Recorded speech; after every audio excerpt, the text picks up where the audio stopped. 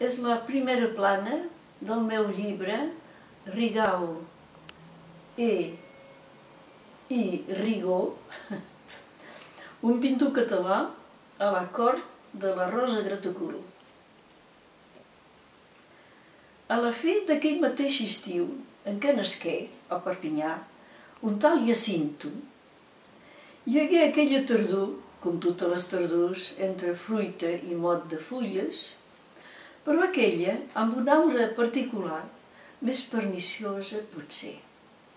Allà, a l'illa dels Faisans, limitada i banal enmig del Bidasoa, es firmava cert tractat.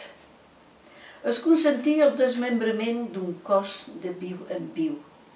La natura se moria en profusió, la fronda, fins aleshores verda, s'emmarvellia com tacada de sang, els arbres i els homes, després del trompetejar d'aquell estiu fatal, es quedaven atònits. Les guilles, parades en un corn, se'n repensaven alguna. Els negres marrans fronzien la cella, més tenebrosos que mai, i els faisans de les nostres garrigues pobres, caiguda la ploma de la vergonya, s'havien vestit de caputxins. L'estiu tanmateix havia estat feliç per a Maties Rigau, sastre.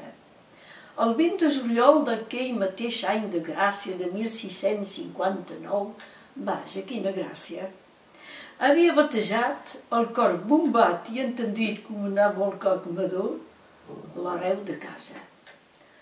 Vull, el 20 de juliol 1659, jo, Josep Morat, domer de Sant Joan de Perpinyà, faig fer com he batejat segon ritu de Santa Mare Iglesi a Jacinto Honorat Maties, pare màrtir, Andreu Joan, fill de Mossur Maties Rigau i de Maria cònjuges. Foren padrins Mossur Andreu Anglet i la senyora Rosa Casals. Malgrat les imposicions del Felip IV de Madrid o les amenaces en el futur immediat d'un cert edicte parisenc de Lluís, rei de França i de Navarra, les actes eclesiàstiques i les altres seguien en català, així com seguia essent catalana la llengua parlada pels habitants del Rosselló, els quals, tot naturalment, seguien ser el que eren, catalans.